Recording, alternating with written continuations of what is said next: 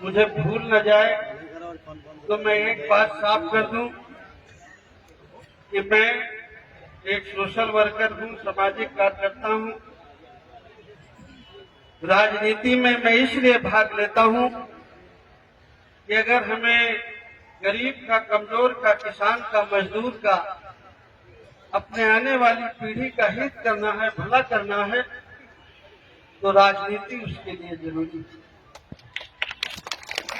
मैंने बहुत गहराई से अध्ययन किया है कि अगर हमें अपने लोगों में, इस थाने में मदद करनी है तो उसके लिए राजनीति का होना बहुत जरूरी है। अगर हमें एसडीएम से बात करनी है, तहसीलदार से बात करनी है, जिला कलेक्ट्रेट से, आप कलेक्टर से आपका कोई काम है, पुलिस अधीक्षक से कोई काम है, तो उसके लिए राजनीति है एक ऐसा माध्यम है जिसके जरिए हम आप सबकी मदद कर सकते हैं। भगवान बुद्ध ने जो एक कर्तव्य का मार्ग दिया है, और अगर हम गृहस्थ आश्रम में हैं, वानप्रस्थ आश्रम में नहीं है, हम भंते नहीं बने हैं और गृहस्थ आश्रम में हैं, तो हमें अपने बच्चों की भलाई के लिए एक माता पिता होने के नाते कुछ जिम्मेदारियां हैं, उसको निभाना बहुत जरूरी है। मैं अभी भाई नवल किशोर जी कह रहे थे कि मैं राजनीतिक हूं, उद्योगपति, लेकिन मैं आपको कहूं, ये पहला शब्द मेरे सामने किसी ने कहा है। उद्योग के नाम पर मेरे पास कोई व्यापार नहीं, लेकिन मैं इतनी बात जरूर कहता हूं कि अगर डॉक्टर नवल किशोर जी फर्रुखाबाद में मुझे शंकिसा में जमीन उपलब्ध करा दे तो मैं आप सब लोगों के सहयोग से करवाने का डॉक्टर साहब कह रहे हैं कि मैं उपलब्ध करा दूंगा, मैं पक्का उपलब्ध करा दूंगा। और मैंने इसलिए कहा क्योंकि मैंने उत्तर प्रदेश के साथ पहले पूरा भारत देश भ्रमण किया है। मुझे याद है और गर्व है मुझे अपने पुरखों पर।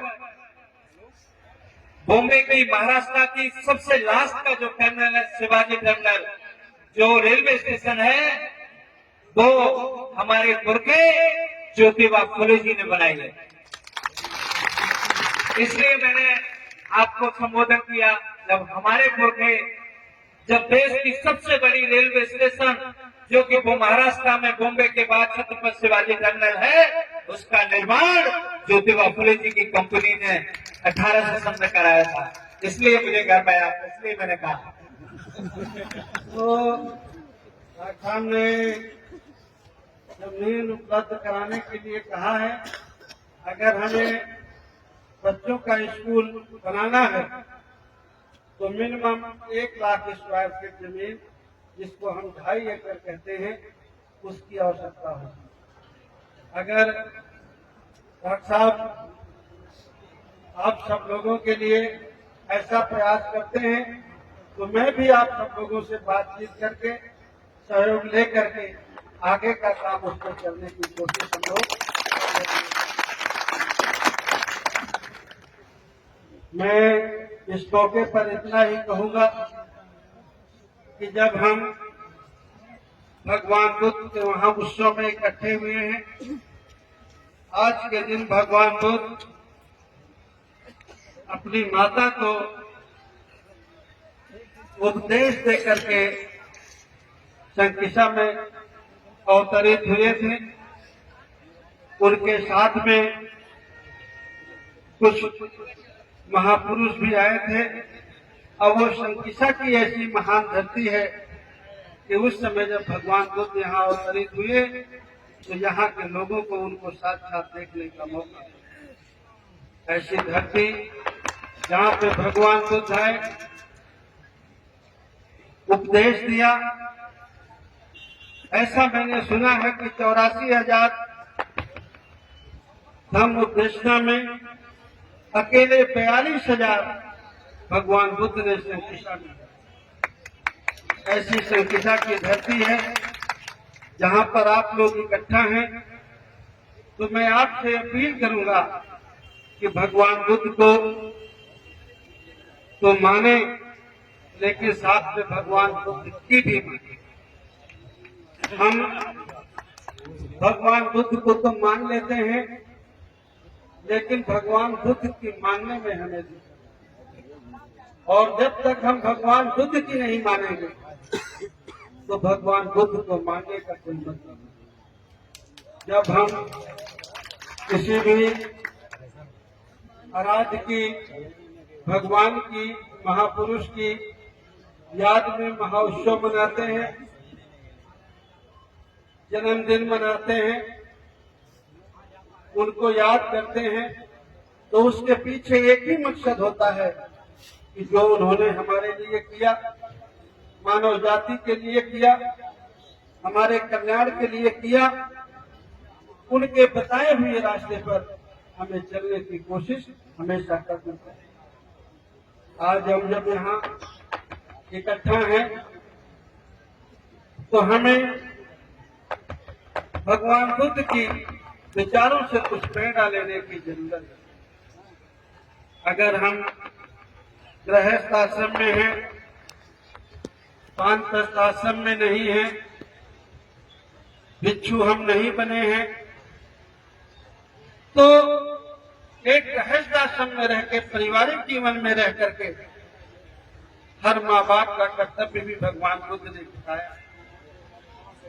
ये माँ बाप की जिम्मेदारी है कि अपने बच्चों का अच्छा पालन पोषण करे, बच्चों को अच्छी शिक्षा दे और बच्चों के आगे बढ़ने में कोई अवरोध न आए। माँ बाप होने के नाते हमारी जिम्मेदारी है। तो हमें यह अच्छी तरह से सोचना है, समझना है। तो भाई खड़े हो आप लोग, जो जितने समझदार है उतने अनुशासनहीन है। तो अगर हम गृहस्थ आश्रम में हैं तो हम अपने बच्चों के अधिकार कैसे सुरक्षित रखें, ये आपको अच्छी तरह से नजर आना चाहिए। अगर हम किसान हैं और अगर हमें खाद फीस सस्ती चाहिए, अपने बच्चों को फ्री शिक्षा चाहिए, पढ़ने के बाद बच्चों को रोजगार मिले, तो ये कहां से हम हासिल कर पाएंगे? ये हमारे मन में विचार जरूर होते हैं।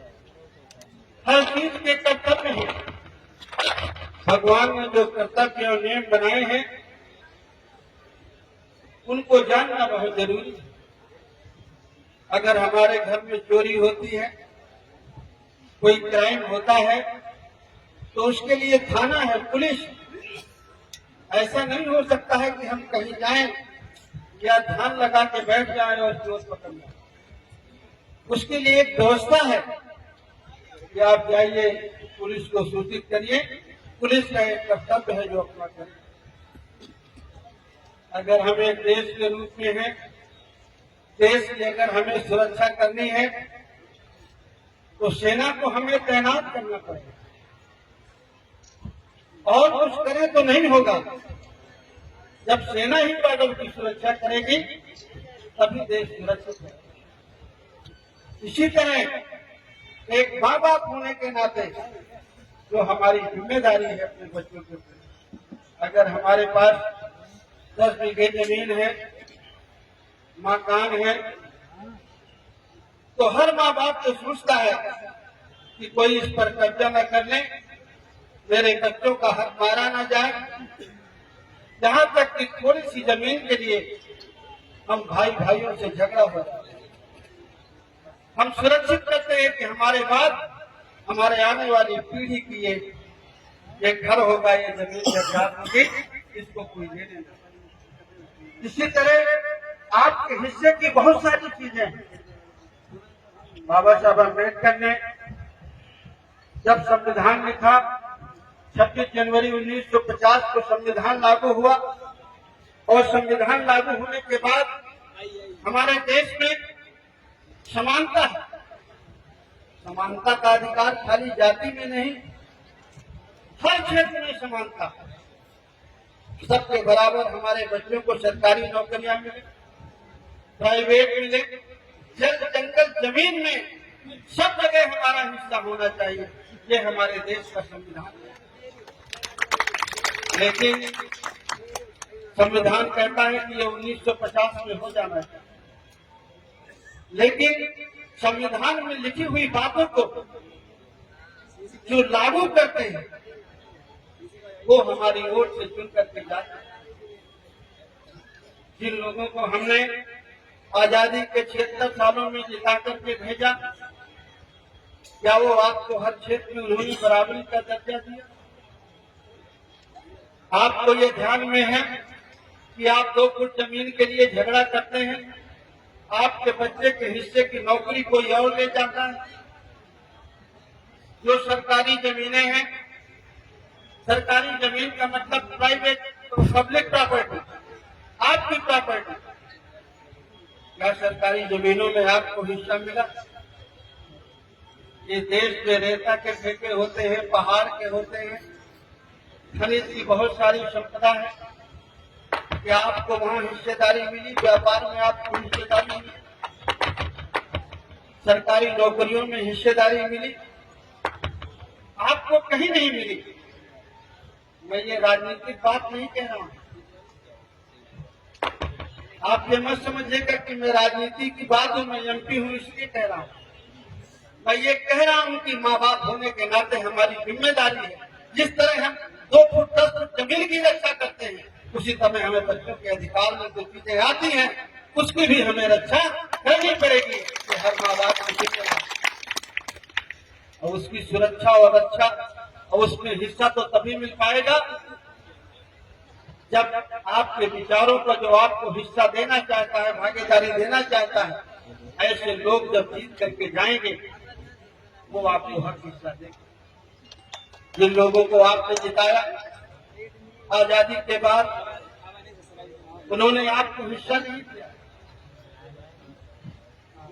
आपसे मीठी मीठी बातें तो की गई, लेकिन आपके हिस्से में आने वाला खजाना देश का जो आपका है, अपना है, खजाने के मालिक को इसलिए बन जाते हैं कि हम वोट देकर के उन्हें जिताते हैं। तो हमको थोड़े से टुकड़े दिए जाते हैं और भलाई को अपने लोगों में बांटते हैं। इसलिए हमारी जिम्मेदारी है गृहस्थ आश्रम में होने के नाते एक अच्छे माता पिता का जो कर्तव्य है, अच्छी शिक्षा, और शिक्षा का अधिकार कोई छीन ना ले। वो तो छीनने का और देने का अधिकार सरकार का है, वो चाहे तो छीन भी सकती है। हमारे बच्चे, हमारा बेटा और बेटी पढ़ लिख करके डॉक्टर बने, इंजीनियर बने, परगना मजिस्ट्रेट बने, थाने में दरोगा बने, डीएम बने, कलेक्टर बने, ये सब हम माँ बाप चाहते हैं।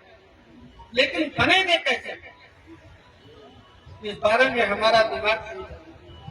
हम सोचते हैं कि हमारी किस्मत अच्छी नहीं है या हमारे बच्चे की किस्मत अच्छी नहीं है, इसलिए ऐसा हो गया। ऐसा इसलिए नहीं हो गया, इसलिए हो गया कि जिन लोगों को हम राजपाट में भेजते हैं तो आपके बच्चे को हिस्सा नहीं देना, आपके बच्चे को कलेक्टर और कप्तान बनते हुए नहीं देखना चाहता, वो परगना मजिस्ट्रेट बनते नहीं देखना चाहता। वो चाहते हैं कि उनका बच्चा बड़े बड़े ओहदों पे जाए, और जो हजारों साल पहले हम गुलाम लाचार बने थे, हजारों साल की तरह, वो आज भी हमें गुलाम और लाचार बनाए। मैं फिर से इस बात को कहता हूँ, ये कोई राजनीतिक बात नहीं, ये हमारे आने वाली पीढ़ी के हक अधिकार की बात है।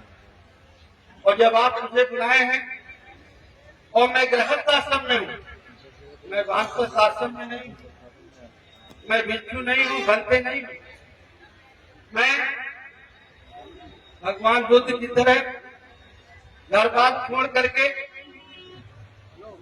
जंगल में नहीं गया हूं, और शायद आप भी नहीं गए हैं। आप भी गृहस्थ आश्रम में हैं। जो भक्त जी लोग चले गए हैं उनकी तो कोई बात नहीं। वो जो भगवान बुद्ध का भक्त जी वाला भिक्षु के कर्तव्य जो है वो उनका पालन करेंगे। लेकिन भगवान बुद्ध ने जो गृहस्थ आश्रम वालों को कहा वो गृहस्थ आश्रम में रह करके हमको पालन करना। तो इसलिए मैंने कहा कि भगवान बुद्ध को मानना है, लेकिन भगवान बुद्ध की भी मानना है। और अगर खाली हम भगवान बुद्ध को माने और भगवान बुद्ध की नहीं माने, तो जैसे आज तक हमें हक हिस्सा नहीं मिला, आने वाले समय में भी वो हक हिस्सा हमें नहीं मिला। तो मैं आज इस मौके पर भगवान बुद्ध का महाउत्सव है, तो मैं गृहस्थ आश्रम में हूँ। तो गृहस्थ आश्रम में जो चीजें हमें चाहिए, रोटी कपड़ा मकान, स्वास्थ्य शिक्षा रोजगार, बराबरी का दर्जा, जल जंगल जमीन में हिस्सा, वो तो मेरा अभी तक का अनुभव कहता है कि वो तो सरकार से मिलता है। ऐसा सही है कि गलत है? और सरकार हमारे वोट से बनती है। तो आपको अपने बच्चों के अधिकारों की सुरक्षा के लिए, इज्जत स्वाभिमान की जिंदगी के लिए आपको सोच समझ करके, जब भी ये मौका मिले तो सोच समझ करके इस मौके में कदम रखने की जरूरत है। हमसे आगे पीछे कुछ गलतियां हुई हैं, फर्रुखाबाद में भी हम कुछ गलती किए हैं, कुछ गलतियां कुछ बेईमानियां भी हुई हैं हमारे साथ। लेकिन अगर हम काफी जोर लगाए होते, लंबा अंतर होता, तो बेईमानी करने वाले की हिम्मत नहीं होती कि वो हमसे बेईमानी करता। इसलिए आने वाले समय में जब भी आपको मौका मिले, अपनी और अपने बच्चों की किस्मत को बनाने का, जैसे मैंने कहा शुरुआत में कि अगर हमें कोई मार रहा है, हमारे ऊपर अन्याय अत्याचार कर रहा है, हमारी चोरी हुई है, तो जाना तो हमें थाने ही पड़ेगा, जाना तो पुलिस के पास ही पड़ेगा। अगर हमें दिल्ली पहुंचना है, ये यहाँ से मैनपुरी ही जाना है, तो यहाँ बैठ करके नहीं जा सकते हैं। या तो हम बस से जाएंगे, ट्रेन से जाएंगे, साइकिल से जाएंगे, कुछ नहीं है तो पैदल जाएंगे। कहीं पहुंचने के लिए चलना तो पड़ेगा। हम चलना शुरू नहीं करते, और जब तक हम चलना शुरू नहीं करेंगे तो हम कभी नहीं पहुंचेंगे। इसलिए चलने की शुरुआत आपको करनी चाहिए। बहुत अच्छा लगा, हमारी बेटियां भी हैं, बहनें भी हैं, माताएं भी हैं। बड़े पैमाने पर आज के दिन आप लोग इकट्ठा होते हैं हर साल। मुझे पहली बार आपके बीच में आने का मौका मिला है। जब ये बातें मैं आपके बीच में कह रहा हूँ तो काफी डरते हुए कह रहा हूँ। मुझे ऐसा लगता है कि कौन सी बात मेरी बुरी न लग जाए, आपको खराब न लग जाए। वैसे मैंने अपनी समझ से, अपनी जिम्मेदारी को समझते हुए कोई ऐसी बात नहीं कही है कि आपको बुरी लग जाए। मैं जो सही रास्ता है, जो मुक्ति का दरवाजा है, वो मैंने बताने की कोशिश की है। अगर आपको भवसागर पार करना है तो कोई आपको अपनी पीठ पे लाद करके पार नहीं कराएगा, आपको ही पार करना पड़ेगा। अगर नदी पार करनी है तो चाहे तैरना सीखिए और चाहे नाव का सहारा लीजिए। इस किनारे में बैठ करके कुछ सोचने से और ध्यान लगाने से आप पार नहीं होगा। इसलिए अपनी जिम्मेदारी को समझिए। अगर हम माँ हैं तो माँ की जिम्मेदारी अपने बच्चों के प्रति क्या है, पिता की जिम्मेदारी अपने बच्चों के प्रति क्या है, और उन बच्चों के हक अधिकार को सुरक्षित रखते हुए आपको हर क्षेत्र में आगे बढ़ने की कोशिश करनी है। फर्रुखाबाद और आसपास का इलाका तो पहले से ही धन है। आप लोग जागरूक हैं, राजनीतिक तौर पर जागरूक हैं, और जितना मैं घूमता हूँ टहलता हूँ और जो मैंने महसूस किया है, खास करके कम्युनिटी में जितना ये एरिया हमारा जागरूक है, मुझे और दूसरी जगह का जागरूक नजर नहीं। इसलिए मैं आपसे ऐसी उम्मीद भी रखता हूँ कि आप जागरूक होइए, साथ में थोड़ा समय दूसरी जगह दे दीजिए। भगवान बुद्ध के विचारों को अगर फैलाना है, भगवान बुद्ध आपके यहाँ ईसा से लगभग 522 वर्ष पहले लगभग इधर आए। भगवान बुद्ध जब थे, बातें सब जगह फैली, जहां जहां वो पहुंचे वो बातें कही, लेकिन बड़े पैमाने पर जब चक्रवर्ती सम्राट अशोक हुए, वो गद्दी में बैठे, और कलिंग युद्ध के बाद जब उन्होंने भगवान बुद्ध के विचारों को जाना और ग्रहण किया, तो जहां जहां उनका राज था वहां वहां भगवान बुद्ध की विचारधारा को फैलाया, और दुनिया के देशों में उनका बेटा राजकुमार महेंद्र, उनकी बेटी राजकुमारी संघमित्रा, वो जाकर के विदेशों में भगवान बुद्ध के विचारों को उन्होंने रखा। जब भगवान बुद्ध का बेटा और बेटी विदेशों में जाते, वहां का राजा अपने राजमहल में रोकता, अपने अतिथिगृह में रोकता, ये सोच के रखता कि ये चक्रवर्ती सम्राट का बेटा है, चक्रवर्ती सम्राट की बेटी है। अपने राजमहल में रोकते, सभाओं का आयोजन करते, वो भगवान बुद्ध की बातों को कहते। भगवान बुद्ध के विचार है ही ऐसे कि लोग प्रभावित होते।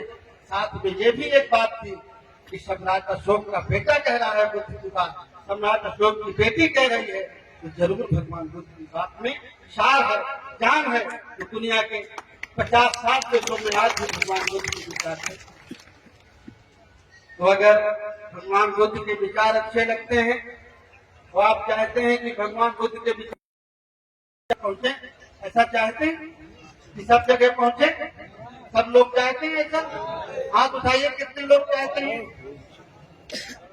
तो जहां अशोक थे, जिस जगह में बैठ करके अशोक ने भगवान बुद्ध के विचारों को फैलाया, उस जगह में पहुंचने का प्रयास आपको करना है। अभी समझ में नहीं आई होगी बात। जब सम्राट अशोक उस गद्दी में बैठे, हेलो, तो तलवारें और बंदूकें चलाई जाती थी, तब राजा बनता। आज तलवार और बंदूक नहीं चलाई जाती। जब से लोकतंत्र आया, जिसको ज्यादा वोट मिल जाते हैं वो उस गद्दी में बैठ जाते। सही है कि गलत?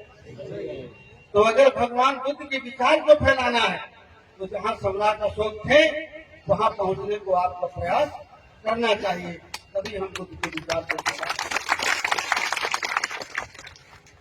अंत में आप काफी देर मैंने बोल लिया, ज्यादा बात लंबी हो रही है, इसलिए बहुत बात को आगे नहीं बढ़ाना चाहता हूं। इन्हीं बातों के साथ अपनी बात को समाप्त करते हुए इस आशा और विश्वास के साथ कि जो कुछ बातें मैंने कही हैं, अगर वो अच्छी हो, तो जब घर पहुंचिएगा, कल जब घर में सोने लगिएगा, तो मेरी इन बातों को गौर करिएगा, और सही हो तो इस रास्ते पर चलने की कोशिश करिएगा, और अगर मैं गलत कह रहा हूं तो भूल जाइएगा। मैं राजनीति में पहले रहा, डॉक्टर साहब ने बताया, मैं मिनिस्टर रहा, बाद में मैं अभी सांसद बना हूं। आदरणीय अखिलेश यादव जी ने मुझे अपने सिंबल देकर के चुनाव लड़ाया, और मैं जीत करके आपके सामने आया हूं, और अपनी पार्टी का उन्होंने मुझे संसदीय दल का उपनेता भी बनाया। इसके लिए आपका पड़ोसी जिले के वो रहने वाले हैं, तो मैं आप सबके माध्यम से उन्हें धन्यवाद देता हूं, और आपसे ये उम्मीद करता हूं कि आप भी अपने बच्चों की भलाई के लिए जहां से भलाई हो सकती है उस रास्ते पर चलने की कोशिश करना चाहिए, क्योंकि आप गृहस्थ आश्रम है। इसलिए अपने बच्चों को हक अधिकारों के सुरक्षित रखने का आपका काम हमेशा रहना चाहिए। यहाँ के आयोजक साथियों को पुनः एक बार धन्यवाद। आप सब लोगों को नमन और प्रणाम कि आप लोगों ने मेरी बात सुनने का काम किया। बहुत बहुत धन्यवाद, शुक्रिया, नमो बुद्ध।